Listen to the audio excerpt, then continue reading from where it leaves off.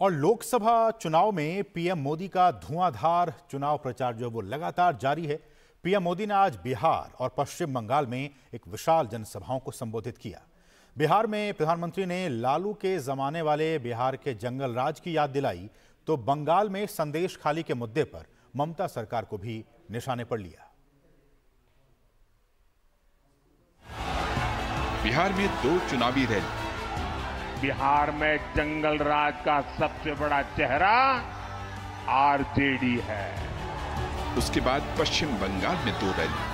बंगाल का हर व्यक्ति ये बात कह रहा है, टीएमसी माने भ्रष्टाचार, परिवारवाद। ये प्रधानमंत्री नरेंद्र मोदी का अंदाज है। बात संविधान की हो या सनातन की, विरोधियों पर सीधा और कड़ा प्रहार। गया में 19 तारीख को मतदान होना है और प्रधानमंत्री के निशाने पर रहे राजद प्रमुख लालू यादव। पिछले दिनों राष्ट्रीय जनता दल के राष्ट्रीय अध्यक्ष लालू प्रसाद ने प्रधानमंत्री पर संविधान को बदलने का आरोप लगाया था। गया की जनसभा में प्रधानमंत्री ने लालू प्रसाद के सवालों का जवाब देते हुए यह स्पष्ट तौर पर कहा कि संविधान को मोदी क्या, बीजेपी क्या, बाबा साहब भी नहीं बदल सकते हैं। जो लोग सनातन को गाली देते हैं ना, वो भी कान खोल करके सुन लो। इस संविधान को बनाने के लिए जो संविधान सभा थी, उसमें 80-90% से भी ज्यादा, 80-90% से भी ज्यादा सबके सब सनातनी थे और उन सनातनियों ने इतना उत्तम संविधान बनाने में बाबा साहब आम्बेडकर का साथ दिया है। लालू के जमाने वाले बिहार में जंगल राज की याद भी प्रधानमंत्री ने दिलाई। दूसरी रैली पूर्णिया में थी।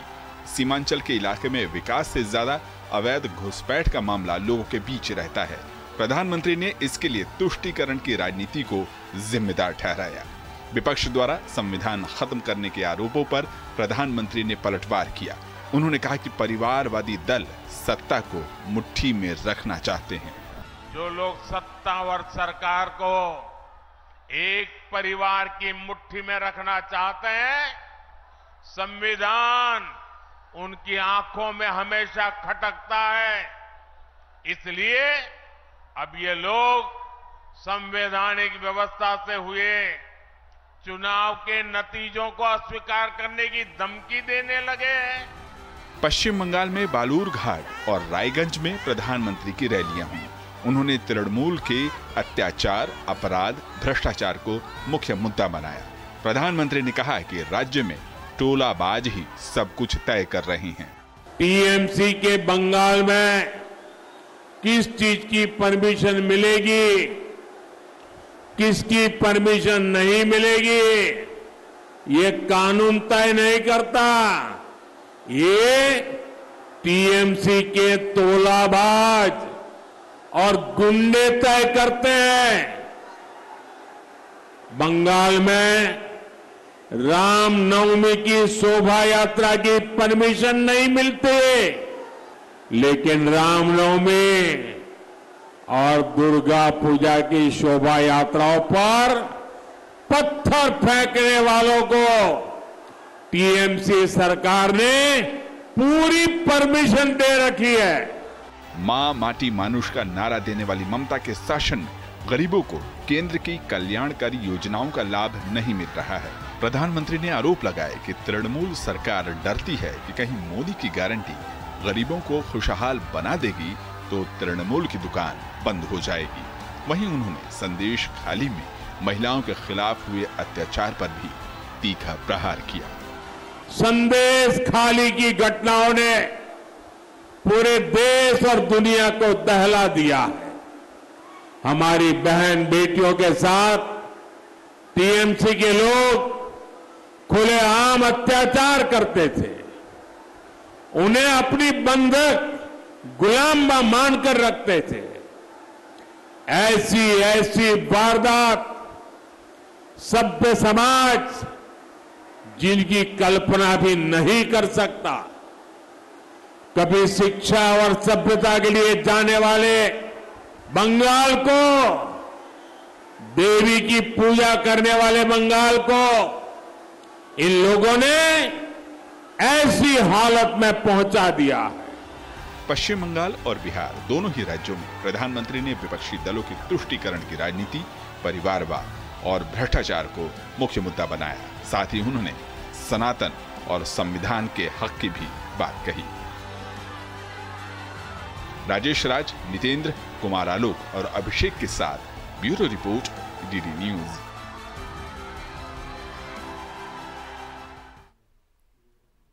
और प्रधानमंत्री के साथ साथ बीजेपी के दिग्गज नेता और भाजपा शासित राज्यों के मुख्यमंत्री भी लोकसभा चुनाव के लिए देश के अलग अलग हिस्सों में प्रचार अभियान को धार देने में लगे हुए हैं।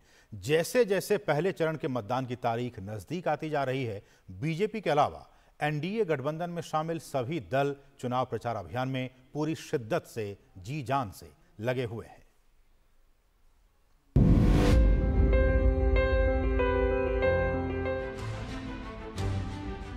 लोकसभा चुनाव के पहले चरण की तारीख जैसे जैसे नजदीक आती जा रही है, वैसे वैसे राजनीतिक दलों का प्रचार भी जोर पकड़ता जा रहा है। इसी कड़ी में भाजपा के वरिष्ठ नेता अमित शाह ने जम्मू और कोटद्वार में जनसभाएं की और इसके अलावा उन्होंने छिंदवाड़ा में रोड शो करते हुए पार्टी के प्रत्याशी के लिए प्रचार किया। इस दौरान उन्होंने कहा कि मोदी जी को तीसरी बार प्रधानमंत्री बनाने का मतलब है भारत को दुनिया की तीसरी सबसे बड़ी अर्थव्यवस्था बनाना। वहीं भाजपा अध्यक्ष जेपी नड्डा ने मिशन साउथ के तहत तमिलनाडु में चुनाव प्रचार की कमान संभाली। प्रदेश में जेपी नड्डा ने रामनाथपुरम, तेनकासी और पेरम्बलूर में रोड शो करते हुए डीएमके और कांग्रेस को घेरा। पार्टी के वरिष्ठ नेता राजनाथ सिंह ने भी तमिलनाडु में रैली को संबोधित करते हुए कहा कि परिवारवाद और भ्रष्टाचार का दूसरा नाम डीएमके और कांग्रेस गठबंधन है। सबसे बड़ा काम पलायन रोकने के लिए हमारे वाइब्रेंट विलेज प्रोग्राम को नरेंद्र मोदी लेकर आए हैं, जो हमारे पहाड़ पर से पलायन को रोकने का काम करेगा। मोदी जी के नेतृत्व में 2047 में विकसित भारत का संकल्प को पूरा करने का चुनाव है। माय डियर फ्रेंड्स, यह इंडी अलायंस ड्यूरेबल नहीं है। इलेक्शन शुरू होने से पहले ही ये आपस में लड़ रहे हैं। उनके लिए एक साथ आने का एकमात्र कारण है वह सत्ता हासिल करना चाहते हैं, पावर हासिल करना चाहते हैं। उधर भाजपा के वरिष्ठ नेताओं के साथ साथ भाजपा शासित राज्यों के मुख्यमंत्रियों ने भी चुनाव प्रचार में ताकत झोंक दी है। उत्तर प्रदेश के मुख्यमंत्री योगी आदित्यनाथ ने भी पश्चिमी उत्तर प्रदेश में कई जगहों पर जनसभाओं को संबोधित करते हुए सपा कांग्रेस गठबंधन पर तीखे हमले किए। वहीं उत्तराखंड के मुख्यमंत्री पुष्कर सिंह धामी ने भी प्रदेश में प्रचार तेज कर दिया है। उन्होंने कहा कि पीएम मोदी के नेतृत्व में यह दशक उत्तराखंड का दशक होगा। जब गलत लोग थे, माफिया और अपराधी को गले का हार बुला करके, दंगाइयों को लखनऊ बुला करके मुख्यमंत्री के आवास पर उनका सम्मान होता था और सही सरकार आई, माफिया और अपराधी को जहां पहुंचाना था वहां पहुंचा दिया है। पूरे उत्तराखंड में हमने देख लिया है, सब जगह लोगों से बात कर ली है और पूरे उत्तराखंड के अंदर एक ही माहौल बना हुआ है। सभी लोग कह रहे हैं कि इस बार उत्तराखंड में हो या देश में हो, कहीं भी अगर बात करिए तो लोग कहते हैं कि मोदी जी की ही सरकार बनने वाली है। नितिन गडकरी ने नागपुर वासियों के लिए संकल्प पत्र जारी किया। उन्होंने कहा कि इसमें शिक्षा, स्वास्थ्य सुविधा, रोजगार, शहर का विकास और मूलभूत सुविधाओं पर ध्यान केंद्रित किया गया है। उधर तीसरे चरण के लिए नामांकन दाखिल करने का सिलसिला जारी है। गुना निर्वाचन क्षेत्र से भाजपा उम्मीदवार ज्योतिरादित्य सिंधिया ने नामांकन पत्र दाखिल किया। उनके साथ मध्य प्रदेश के मुख्यमंत्री मोहन यादव और शिवराज सिंह चौहान मौजूद रहे। इसके अलावा उत्तर गोवा लोकसभा सीट से भाजपा उम्मीदवार श्रीपद नाइक ने पणजी में अपना पर्चा दाखिल किया। इस मौके पर गोवा के मुख्यमंत्री प्रमोद सावंत भी उनके साथ रहे। जनादेश डेस्क, डीडी न्यूज। और फिलहाल जनादेश में वक्त एक बहुत ही छोटे से ब्रेक का। आप देखते रहिए डीडी न्यूज। जिन्होंने यूज किया है वो जानते हैं असली हींग का स्वाद। MDH सुपर हींग, शुद्धता का असली तड़का। MDH वेट हाँ ले ले फोटो, अपनी ही है, अपने ने ही बनाई और अपने ही वोटों से बनी है वंदे भारत। हाँ यार, किसने सोचा था हमारी ट्रेनों में रिवॉल्विंग सीट्स, विस्टा डोम्स होंगे, एयरपोर्ट जैसे escalators, lounges, food court railway station पर होंगे, शहर शहर मेट्रो और अब तो बुलेट ट्रेन भी आ रही है। और फिर भी पता है मोदी जी क्या कहते हैं कि ये तो बस ट्रेलर है। लाइफ इजी बना दी मोदी जी ने, और अब हम उनकी जीत इजी बनाएंगे। वर्ल्ड क्लास फैसिलिटीज की गारंटी मोदी की, मोदी जी को वोट देने की गारंटी हमारी। कमल का बटन दबाएं, भाजपा को जिताएं। मैं क्या जी, सब जानते हैं, जहां दिखे मारियो, अपना समझ के खा लियो।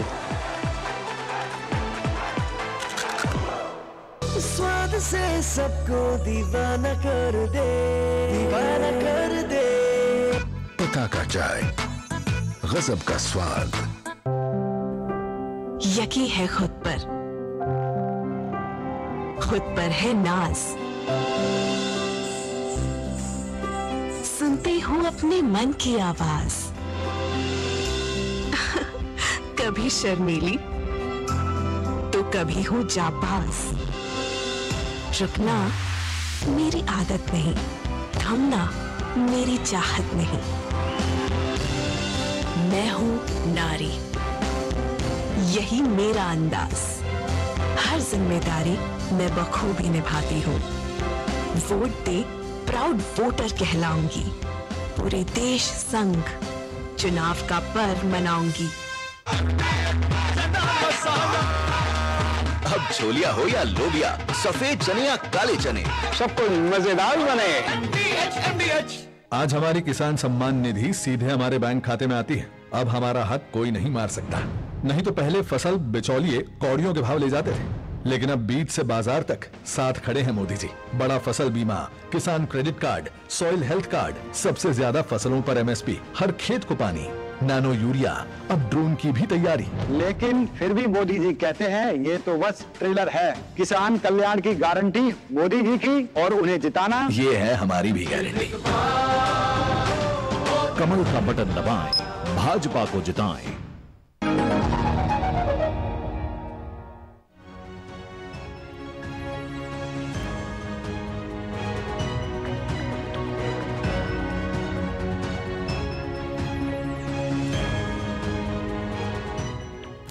और ब्रेक के बाद आपका फिर से स्वागत है। बढ़ेंगे आगे। चुनाव प्रचार अभियान में न सिर्फ बीजेपी बल्कि कांग्रेस और इंडी गठबंधन के दल भी पूरी ताकत झोंकने में लगे हुए हैं। राहुल गांधी ने मध्य प्रदेश में सत्ता पक्ष को घेरने की कोशिश की, तो वहीं आरजेडी, डीएमके और आम आदमी पार्टी के नेता भी वोटरों को रिझाने में लगातार लगे हुए हैं।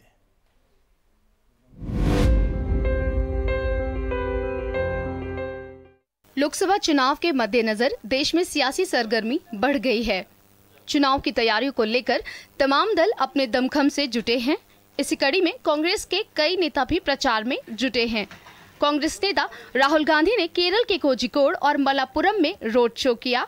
इस दौरान राहुल गांधी ने कहा कि कांग्रेस के पास रोजगार के लिए, किसानों के लिए, मजदूरों के लिए, महिलाओं के लिए और युवाओं के लिए एक रणनीति है। The Congress Party and the India Alliance is trying to save the Constitution of India. So it could distract India's people from the real issue. उधर कांग्रेस नेता प्रियंका गांधी वाड्रा ने भी असम के जोरहाट और त्रिपुरा वेस्ट में रोड शो कर पार्टी प्रत्याशियों को वोट देने की अपील की। उन्होंने कहा कि हमारे घोषणा पत्र में केंद्र में सरकार बनने पर चाय बागान श्रमिकों की मजदूरी बढ़ाने की गारंटी दी गई है। वहीं पश्चिम बंगाल के मुख्यमंत्री और टीएमसी प्रमुख ममता बनर्जी ने भी प्रदेश में प्रचार को धार दी। उन्होंने पार्टी के उम्मीदवारों के लिए वोट मांगते हुए कहा कि बंगाल में टीएमसी एकमात्र पार्टी है जो भाजपा के खिलाफ लड़ रही है। আমাদের বলার একটাই, আগামী দিনে বিজেপি থাকলে দেশ বিক্রি করে দেবে। आप बीजेपी को हटाइए और तृणमूल कांग्रेस का जोड़ा उनको चाहिए। बीजेपी नहीं आने वाला है, वो नहीं जीतेंगे, वो एनआरसी करके आपको भगा देंगे। दूसरी तरफ समाजवादी पार्टी प्रमुख अखिलेश यादव ने भी प्रचार में ताकत झोंक दी है। उन्होंने भाजपा को घेरते हुए कहा कि लोकसभा चुनाव में जनता बदलाव को देख रही है। यहाँ की जनता ने समाजवादी पार्टी नेताजी का हमेशा सम्मान किया है। नेताजी के ना रहने पे भी नेताजी को याद कर करके एक एक वोट डाल करके 3 लाख के लगभग पार्टी को जिताने का काम किया था, जहां ये मैनपुरी की जनता रिकॉर्ड मतों से जिताने जा रही है। बहुजन समाज पार्टी प्रमुख मायावती ने मुरादाबाद में चुनावी सभा को संबोधित किया। उन्होंने कहा कि उनकी पार्टी घोषणा पत्र पर नहीं बल्कि काम करने में विश्वास करती है। हमारी पार्टी की बनी सरकार केंद्र में यहाँ अब तक रही सभी विरोधी पार्टियों की सरकारों की तरह केवल हवाई व कागजी कार्य आदि नहीं करेगी, बल्कि उत्तर प्रदेश की तरह ही जमीनी हकीकत में ठोस कार्य करके दिखाएगी। उधर तीसरे चरण के लिए नामांकन का दौर जारी है। मैनपुरी सीट से सपा प्रत्याशी डिम्पल यादव ने अपना नामांकन दाखिल किया। इस दौरान अखिलेश यादव, शिवपाल यादव और रामगोपाल यादव मौजूद रहे। इसके अलावा गुजरात के गांधीनगर से कांग्रेस उम्मीदवार सोनल पटेल ने अमित शाह के खिलाफ अपना पर्चा दाखिल किया। जनादेश डेस्क, डीडी न्यूज।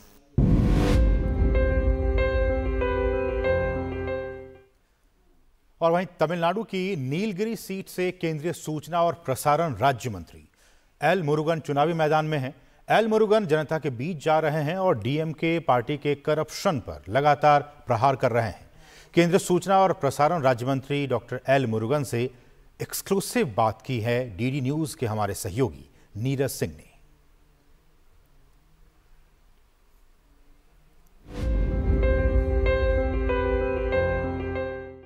केंद्रीय मंत्री एल मुरुगन जी इस समय हमारे साथ हैं। सर, तमिलनाडु को अगर देखें तो भारतीय जनता पार्टी किन किन इश्यूज को लेकर तमिलनाडु के चुनाव में है?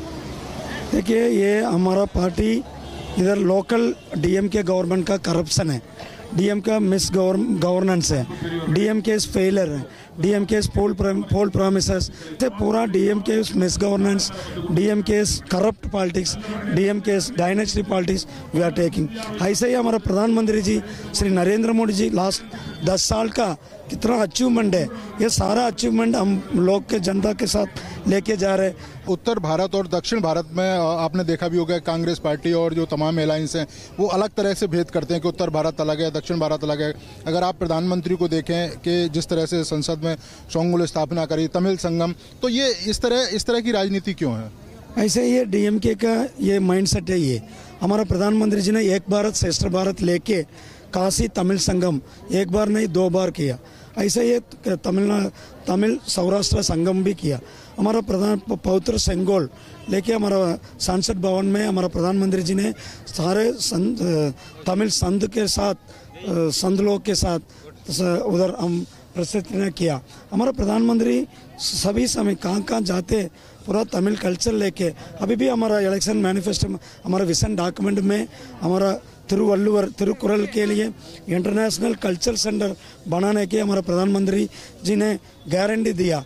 इतना हमारा प्रधानमंत्री काम करते हैं। ये डीएम के लोग माइंडसेट है ऑलवेज लैंग्वेज लेके पॉलिटिक्स करते, डिवाइड पॉलिसी लेके पॉलिटिक्स करते। अभी ये साउथ है दक्षिण है ये कुछ भी नहीं है। एक ही देश है भारत देश है, एक ही देश है भारत देश है, एक भारत श्रेष्ठ भारत। डीएमके ये कहती है कि पिछली बार भी भारतीय जनता पार्टी को बहुत ज़्यादा यहाँ से उम्मीदें नहीं थी, इस बार भी भारतीय जनता पार्टी नहीं जीतेगी। आपको क्या लग रहा है, आप फील्ड में भी हैं, इस बार क्या प्रदर्शन रहेगा भारतीय जनता पार्टी? हमारा डबल डिजिट एमपी सांसद तमिलनाडु से हम जा रहे।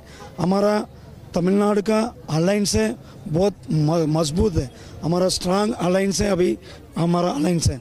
इसके हमारा प्रधानमंत्री जी हमारा हीरो है। तो ये थे हमारे साथ एल मुरुगन जी जो बता रहे थे कि किस तरीके से भारतीय जनता पार्टी तमिलनाडु में जीत हासिल करेगी। इसके साथ ही उन्होंने कहा कि तमिलनाडु के अंदर डीएमके का जो करप्शन है वो एक बड़ा मुद्दा है और उसको लेकर भारतीय जनता पार्टी तमिलनाडु के लोगों के बीच में है। कैमरामैन मोहित उइके के साथ नीरज सिंह, डीडी न्यूज, नीलगिरी।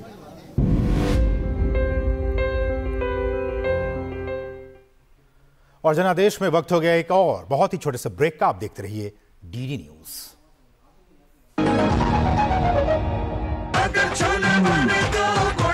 गोल्डी छोले मसाले, जहाँ जाए रिश्ते बनाए, जहाँ जाए रिश्ते बनाए, गोल्डी मसाले। तब घर में अगर कोई बीमार पड़ जाए ना तो इलाज के लिए घर बिक जाता था, पीढ़ियां कर्ज में डूब जाती थी। और आज तो अस्पताल के खर्चे की फिक्र नहीं सताती। और याद है जब 60 साल में सिर्फ 7 एम्स बने थे, वहीं 10 साल में 16 नए बन गए। और फिर भी मोदी जी कहते हैं ये तो बस ट्रेलर है। करोड़ों लोगों को 5 लाख तक का मुफ्त इलाज मिला है। ये है मोदी की गारंटी। तो फिर हमने भी सोच लिया, फिर एक बार मोदी सरकार। और ये है हमारी भी गारंटी। कमल का बटन दबाएं, भाजपा को जिताएं।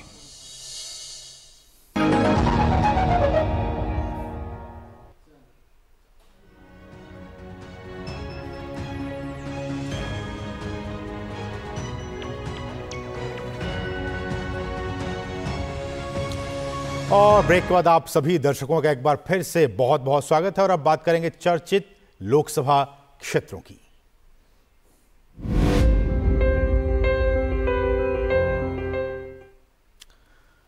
और देश भर में हॉट सीट मानी जाने वाली कैराना लोकसभा सीट पर इस बार मुकाबला दिलचस्प होने जा रहा है। समाजवादी पार्टी, बहुजन समाज पार्टी से लेकर भाजपा और अन्य दल जातीय समीकरण साधने में लगातार जुटे हुए हैं।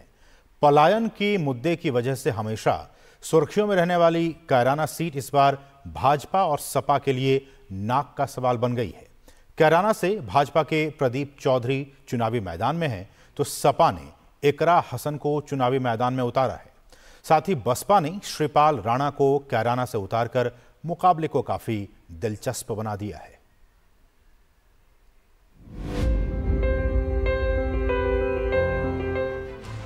पलायन के मुद्दे से सुर्खियों में आई कैराना लोकसभा सीट पर इस बार सभी की नजरें लगी हुई हैं।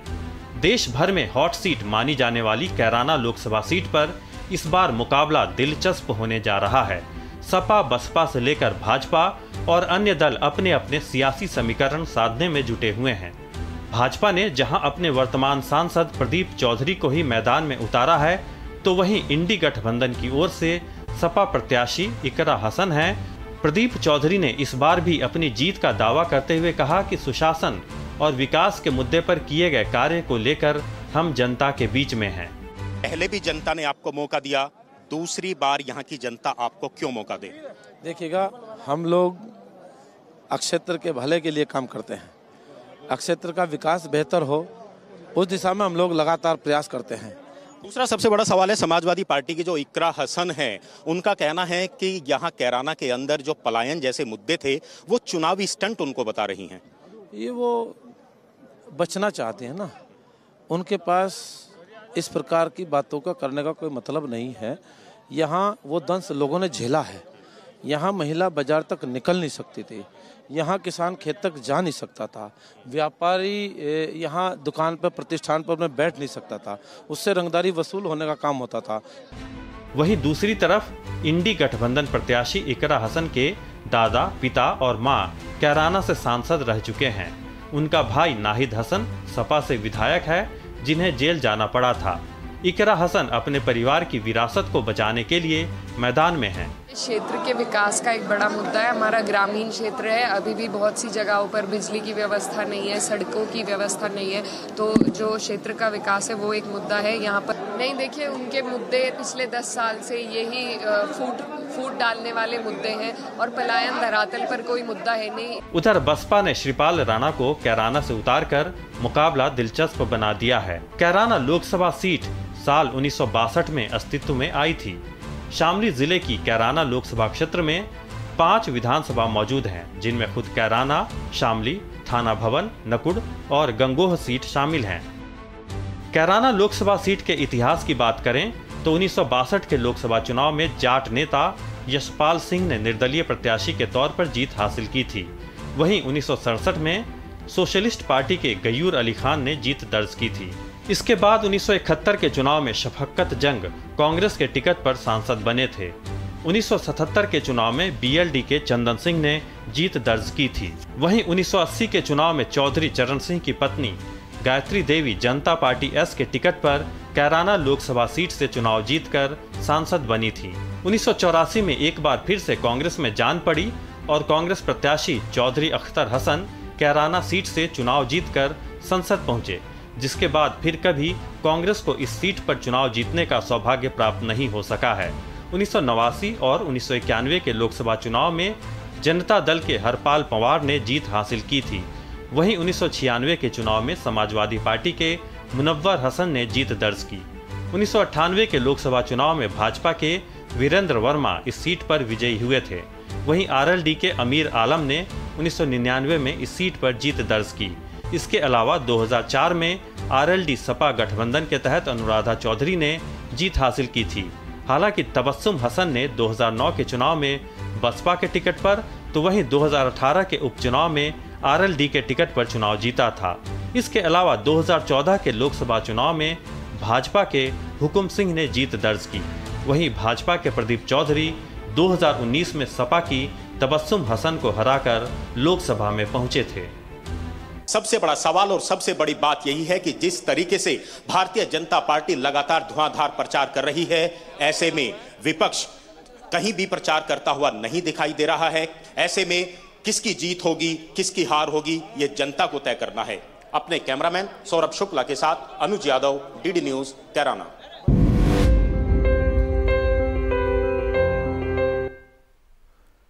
और लोकसभा चुनाव 2024 के लिए पहले चरण की वोटिंग से ठीक पहले छत्तीसगढ़ में नक्सलवादियों और पुलिस के बीच एक बड़ी मुठभेड़ हुई है।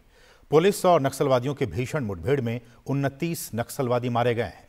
पुलिस और नक्सलियों के बीच ये मुठभेड़ छत्तीसगढ़ के कांकेर जिले के छोटे बिठा थाना क्षेत्र के जंगलों में हुई। नक्सलवादियों के पास से घटनास्थल से 5 AK-47 राइफल और LMG हथियार समेत नक्सली सामान बरामद हुआ है। वहीं इस एनकाउंटर में एक इंस्पेक्टर समेत 3 जवान घायल भी हुए हैं। लोकसभा चुनाव को ध्यान में रखते हुए सुरक्षा बल बस्तर संभाग में अतिरिक्त सतर्कता बरत रहे हैं। गश्त भी बढ़ा दी गई है। कांकेर लोकसभा में दूसरे चरण में मतदान होना है। इसके लिए नामांकन फॉर्म भी भरे जा चुके हैं। कांकेर में 26 अप्रैल को वोटिंग होगी। वहीं 3 दिन बाद 19 अप्रैल को बस्तर लोकसभा में वोटिंग होनी है। इसके लिए मतदान दलों की रवानगी भी शुरू हो चुकी है।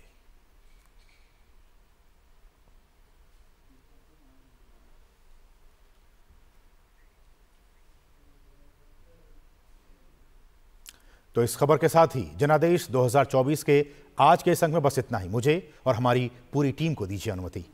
नमस्कार।